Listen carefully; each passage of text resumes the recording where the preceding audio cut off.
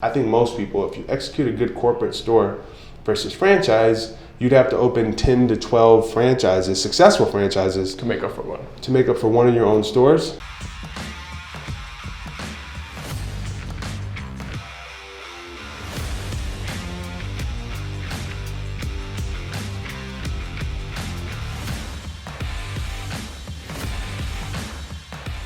Welcome back, guys. We are here in New York City for another amazing episode of the FitBiz Journey podcast. And today I have George Foreman III, the founder of EverybodyFights. So George, thank you so much for meeting us. I know you're a busy person, hard to track you down. I'm so appreciative, and I really wanted to have our guests listen to you because you have started an amazing company and you have an amazing story. We talked a little bit off the radio, or I shouldn't call it radio, off the podcast, off the air. We talked a little bit about how you have set it up when you started, and I really liked your actual setup as in corporate and franchise and your goals that you have set. And guys, number one, what he have actually mentioned, he said that 2012, right? You have started writing the business plan. That's right. And for a whole year, you were focusing on the business plan, correct? That's right, yeah. Yeah, most people, I just came from a conference, no offense guys or anything, but I was at a conference, I was speaking, and I asked the people at the conference, there were a few hundred people, 350, and I asked them how many have a business plan, and less than half of the room put up their hand. And they have been in business for many years. Wow. So I'm very happy what you told me. Yeah. There's another way to do it, but I think they're both painful though at the end of the day. But yeah, that's true. Yeah. So, all right, let's get started. What is EverybodyFights, and how did you even get started with it? EverybodyFights is a place where we try to create an atmosphere where you walk in and feel welcome in a place that maybe historically you didn't feel welcome. Everybody's typically intimidated to go to gyms, and you walk out feeling motivated. The vibe we create during class, follows you home, and you look forward to come back and experience it. So that's what we strive to do.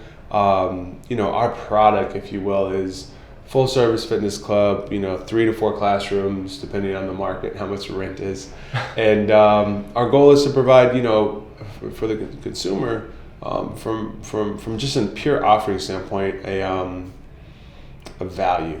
So we're not budget.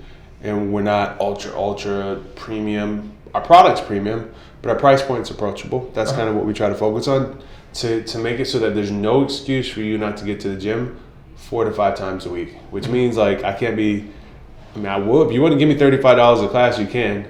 But I need to learn my goal is to always figure out how we can be profitable as a business and offer the consumer the ability to enjoy premium style classes, experience locker rooms, at a blended cost of maybe $10 or $12 a visit. And how do we do that? Through a membership and by being able to process 200 people per hour at peak time. Wow. And as a studio, most of the people in our space, I hate to call them competitors, they have 40 to 60 spots per hour, so they can't survive without charging you $30 to $40 a visit. We encourage the membership because we can make at half that cost, we can be profitable and open more stores, and it allows you to, if you make $60,000, $70,000 a year, even $50,000, and you really care about your health and fitness, for $115 to $130 a month, I can get you in and give you the experience that you would typically spend $300 to $400 a month if you had to do it by piecing together, Orange Theory one day, Soul Cycle one day, Bears Boot Camp one day. If you had to do that, it's just impossible. And our mission is to get you fit for the long term.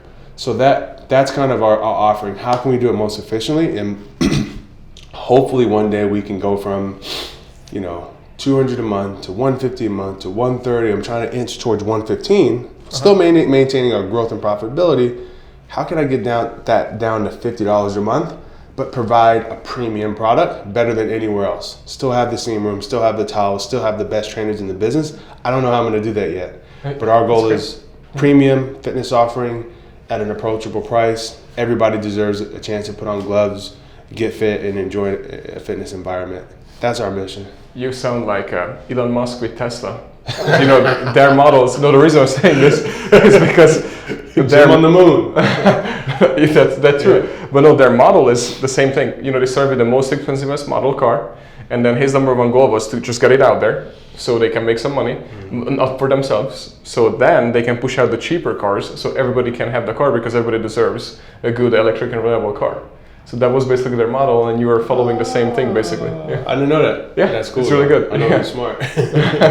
Yeah, and so we'll talk about it in a minute, because what you have said is hit me as well, because we are aiming to do the same thing, to try to lower and lower the price as we grow. Yeah. And with corporate, you can do that easily too. And then, and that's the other thing we're going to talk about in a minute, guys, that how he's doing the franchise and the corporate. I really like what he said, so make sure you tune in and listen to it in a minute. But first, how did you get started with this to begin with? Like, how did you just, all right, I'm going to do this? I'm going to try to my story is so long and convoluted, so I'm going to try to bullet Okay. point the highlights of kind of how I got here, and we can talk about each one more if any of them are interesting. I grew up in 1983, year I was born. My dad opened the George Foreman Youth and Community Center. Okay. And it was just a gym where kids can come work out, hopefully to keep them off the streets between 3 o'clock and 6 o'clock, where they tend to get in the most trouble, and send them home tired. And Good plan. no real programs. It was just, hey, you can box, you can hit weights, you can shoot basketball, and you can bring your parents with you. We charge your age in dollars per year. So if you're $25 a year. If you're $15 a year. and then, the most anybody paid was like $90 a year. So there was a 90-year-old. Huh? So there was a 90-year-old person. Oh, no, I'm sorry. We did that up until a certain point, and then we just paid that. Sorry. Got it. But, good question. And so, but there was someone that, the point was we wanted to make it affordable for people to get in shape. And we knew not only just giving young people a place to be between school and trouble with air conditioning in Houston would keep them off the street, but also the confidence that comes along with physical fitness. That was something that would give them more character that they could apply in their life in school, at work, or with their family. Just the fitness, connecting with people, using fitness. So that was 36 years ago.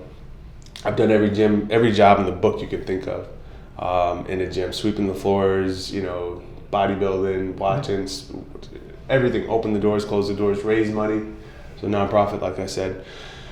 Then my dad was a professional boxer, worked for him since I was a kid. Pretty good one. Throughout our lives, did pretty well. Got into consumer products. I was exposed to that at an early age. Went on to, graduated from high school, went to college, studied business, happened to study kinesiology as well in college, per chance. Yeah. And was my dad's business manager throughout most of college. And after college, in the consumer products world, gained 300 pounds. Got up to 300 pounds, gained 100 pounds, and wanted to lose some weight. So I said, let me try boxing, because I'd never done it myself. Never skipped for more than 3 or 4 rounds, and that was it. So I said, I'm going to use the motivation of having one amateur boxing match as a way to get myself in shape. My brothers just said they said, you were never a real varsity athlete. They've been telling me that, so I said, I'll have this one fight and you'll shut up. And it turned into, long story short, me having a professional boxing career, putting down business. I went from being my dad's business manager to him being my manager and trainer. That's awesome. It's a crazy story. And had 16 professional fights. And along the way, developed a passion for training other people. And took everything I did in my training regime. We had a 1,000-acre ranch where I did all these crazy outdoor workouts or exercises, if you will. Then we had our gym that we'd had. Then I had a membership to 24 Hour Fitness, Athletic Republic, different things to do for recovery. And then I had Lifetime Fitness, which is ultra luxury. Yes. And I wanted a gym that allowed me to do all these things instead of driving around the city all week and up to the ranch to get it accomplished in one facility. And so I was like, I love my passion is training. If I'm going to train and teach boxing, I also want to do it in a place where I can do my training camp. And that was the birth of Everybody Fights. And then we had to figure out how to make money. That's awesome, though. That's a really good story. So I'm sure everybody got a good kick out of it. Yeah, it's true. Yeah. So, and then what the other thing is that I wanted to ask, so then now everything is compounded together. So how big is your actual gym? We have our gyms are a few different sizes. I think but going forward, our flagship gyms are all going to be between 13 and 15,000 square feet.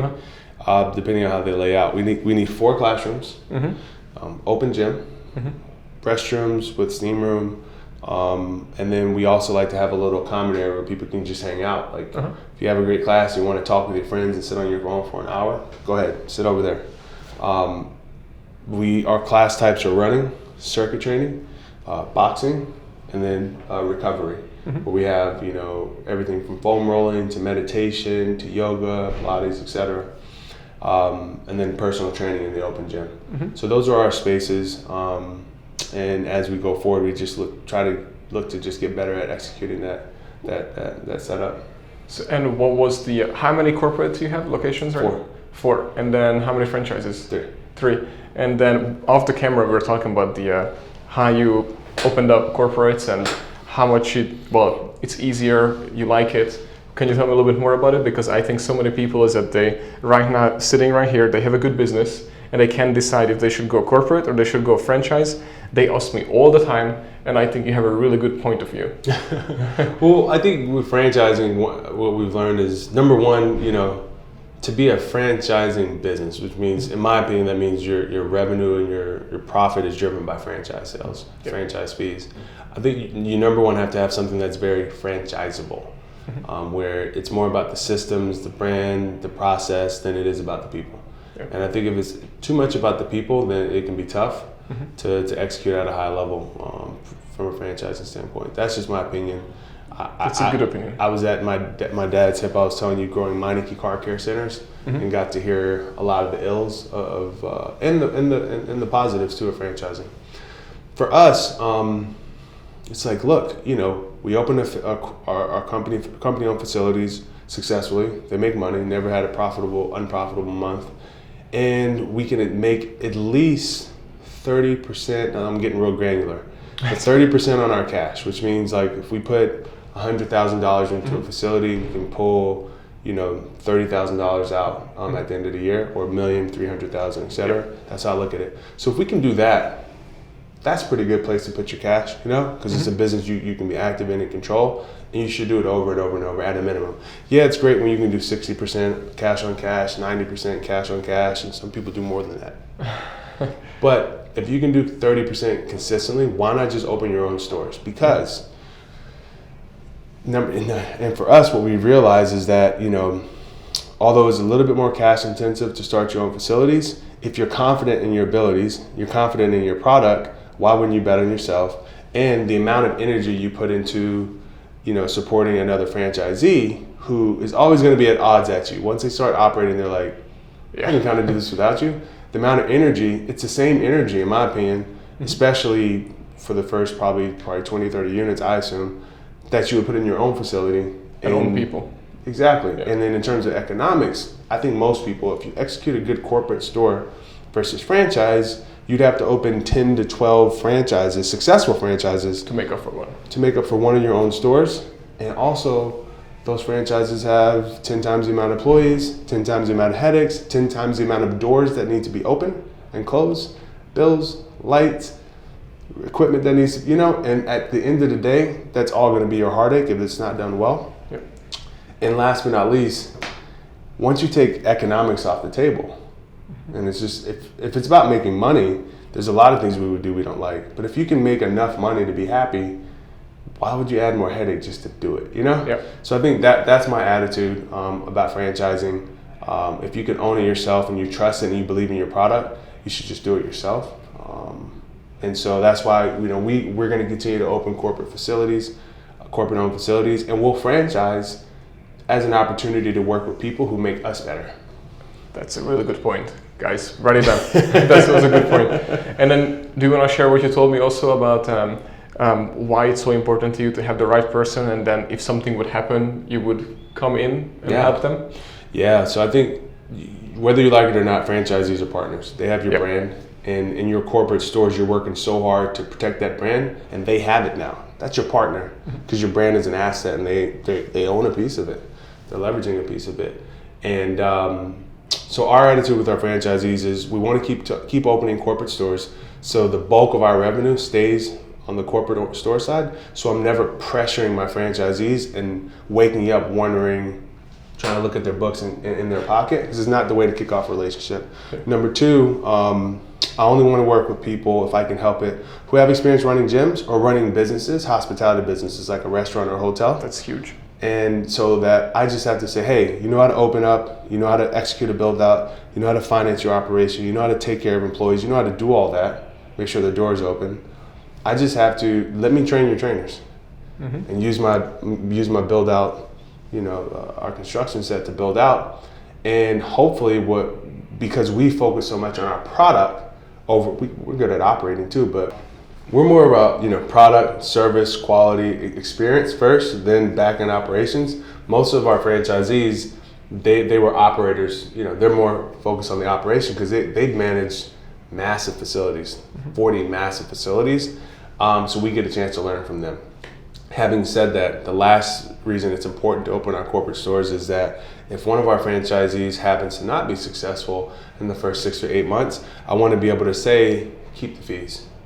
We don't want anything until you make money. Hey, we're going to help contribute to one of your marketing campaigns. I'm going to send my trainers down there until we get it right. I want to be able to say that. And if my financial performance depends on theirs, it's never going to be that type of relationship, and the brand is going to suffer. But if they can make it work, whether we make money with our franchisees or not, and they end up over 5 years having 4,000 to 7,000 people come in and try our class, maybe download our app, buy Everybody Fights t-shirt, and have a relationship with the brand, to look up and have 6 to 7, like I said, 4 to, we figure on about 7,000 unique users per location that know Everybody Fights.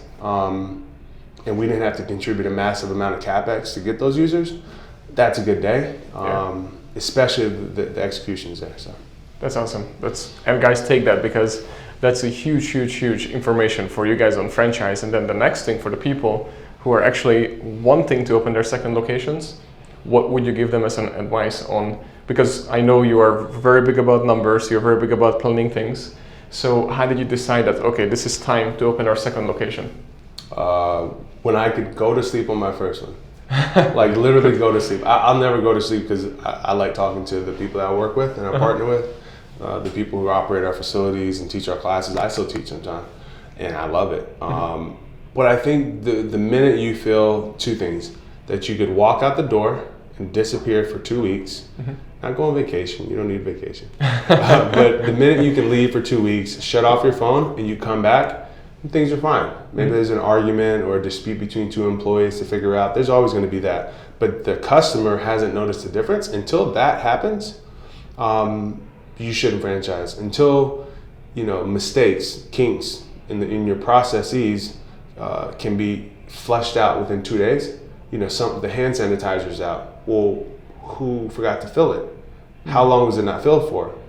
If we got a complaint about that during that time, can we track the complaint to what time it was, what window, who didn't fill it, who actually did fill it, and say, not fire the person, but where was the mishap? Like why did someone forget that, or were we out? If you can't do that in real time, if it takes you 6 weeks to figure out why that happens consistently, that's a problem. You don't need to franchise, because when someone franchises from you, they're buying your systems. They just need to do exactly what you told them to do and sign the right lease, and it should work, right? And charge right. So I think in theory. In theory, right? Because everything else is so hard. That stuff you should have down. Exactly. Until you have, your hiring structure and your hierarchy within the four walls laid out in a way where you can give it to someone and say, I'm sure if you hire these people and pay them X and give them the path to earning leadership roles and making more money and benefits, and this is how it works, and this is how you're going to be successful in having a culture and not having turnover at the front desk, turnover on the training. Until you can do that for your business, why are you selling that to someone else? And the list goes on. Everything has to be systematic like clockwork, and even then I don't know if it makes sense to franchise. So that's my attitude, and this is all based on making mistakes. So I'm gonna ask you about the mistakes in a second, but guys, I hope you wrote down everything, because this was literally the how to do it yourself. No, it's true, because what you hit, what do you call it in English, hit the nail on the head, because all the things that you have mentioned are huge problems and huge deals, and everybody just wants to open up a studio. Well, not everybody, but so many people I met want to open up a studio and just start selling franchises without even having a proven concept. And not even the concept, but the people themselves, It's a huge for us too, to invest into them and then develop them and grow them on leadership roles, and all that is also huge. And I hate to speak in analogies and parables, but imagine LeBron James, right? Yep. Just because you can open a business that's new, different, or just new, and be successful and make money, that's great. You might be like LeBron James at opening businesses. Yep. You should maybe do that a couple times, as long as you can watch the business at all times, right? And now you're a slave to it. That's fine. You're LeBron James. You have to answer that bell and you have to play every night, and the ball has to be in your hand. Yeah. But before you can franchise, and honestly, before you open your second facility, I feel like you have to be the LeBron James of teaching other people to perform at that level. Yeah. So you have to be an expert teacher of other people that need to perform. And to go a step further before you franchise, in my opinion, to teach someone else to teach someone else. And that, to me, you can teach someone else to teach someone else, and you have to have the supporting documents, the supporting processes, the content that shows what your culture feels like and looks like. Then that's the point where you give it a shot, or just don't do it. Yes, just stay with one facility. Yeah, that's also true. Yeah, I have met a few people who have a small facility, and each year they were just keep going. They've been open for 10 years. Each year they have grew about 20 to 30%. Same single facility each year. Oh, really? Yeah, one person I met, but still, I was blown away when he told me, and he told me that he was planning on opening up more locations, but he was like, let me just see what I can get out of this. And they start adding additional services, additional things, using up every single square feet, the rooms, just like you have 4 rooms. Yeah. And he was telling me each year they added something new that added additional revenue, and I was like, oh shit, you guys are really good. And I think when you can, a friend of mine told me one of the best boosters, the best platforms for creativity are like you have to confine yourself, limits or constraints. Yep. Constraints. And I think when you say, oh, we only have one facility, you'll figure out how to squeeze more profit and more revenue out of it to a certain point. That's an awesome story. I'd like to hear more about that. Yeah, and so you say you have learned from mistakes. So what would be the number of mistakes that you have learned the most from? Yeah, so I'd say I fired an employee for stealing once. Oh, what did he steal, or she, or? Money. They did a personal training session without putting it through the books. Oh. They did like a few of them, and right.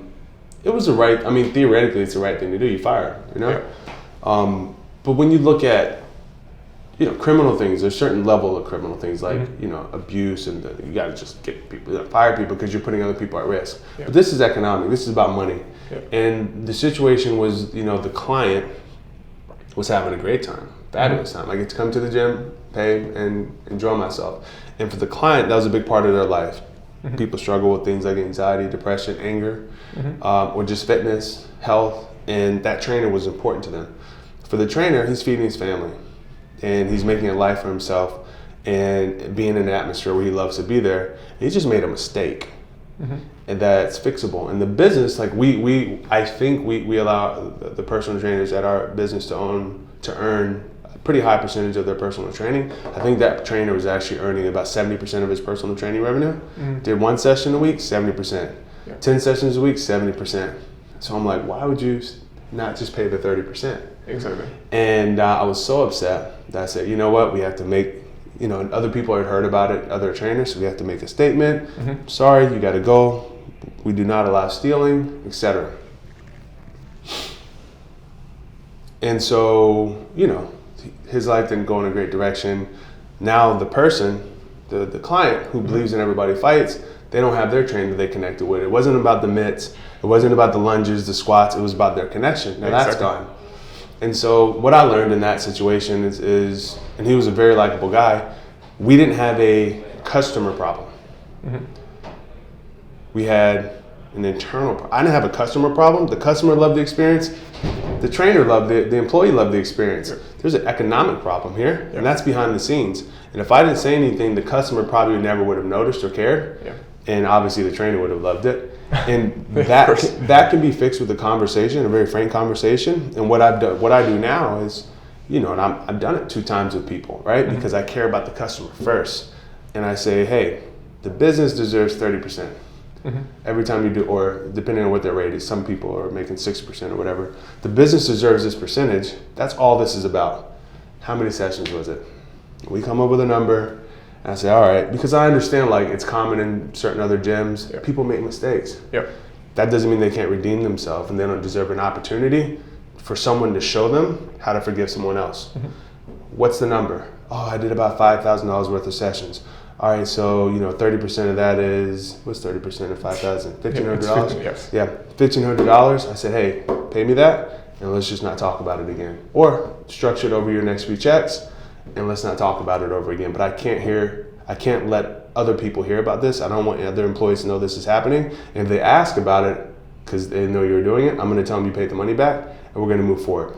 So what I learned, and that's just an example, is give people a chance. Forgiveness is contagious. And lastly, that's an opportunity to speak to your culture. We're not kicking people out of our culture. You kick people out of the business. And people are going to hear about that. They're like, yo, he was taking money under the table and he's still here. What happened? We had an honest conversation. He told the truth. We said, hey, fess up. And then that trickles throughout. We can't steal, but this is a compassionate place. And we have zero turnover. That's awesome. And I think it's because... And that's just one example of things like that, where we say, hey, we're going to do it like a family, because if your son steals, what are you going to do? You fire your son? Exactly. And that's a family. That's a good point. So I assume that one of the core values has something to do with family to begin with, right? 100%. Yeah. All right. So unfortunately, we have to close out pretty soon. We could go on forever. I'm pretty sure we're going to do another episode eventually. But the question that I would have, mainly for the audience, is there any advice that you have learned you would give from a gym owner or a personal trainer? I would say customer service for both. Like, there's just nothing more important. And I think, I believe, I say this a lot, I believe apples to apples, if you're competing with another company, I hate to say apples to oranges. Like, even don't change your product to chase what other people are doing. Change your services and all that. I mean, you can tweak them. You have to keep up with the times. Maybe tweak the way you deliver your service and your product, but trust what you're doing, if you believe in it, but dig into the customer service. Like, there's a way where no one can beat you in your market. You can be the best at customer service and no one's holding you back from that. You may not have the best equipment. You may not have the biggest square footage. You may have signed a lease that's a little too aggressive. That was, you're gonna have to go back and renegotiate. But customer service, you can be the best at that. So why not take that off the table and not even have to talk about that in terms of having a competitive advantage? And that goes for trainers and business owners. I'd say for trainers, always be working on your craft and start to establish yourselves as an authority, because regardless of whether you're making money on content or stopping and talking to someone and telling them how to do something properly, making a little video for them and saying, hey, I met you. I made this little video for you and sent it to them, putting it on YouTube, Instagram, social media. And the point is, give as much for free, establish yourself as an authority, and you'll never run out of people seeking you out for help.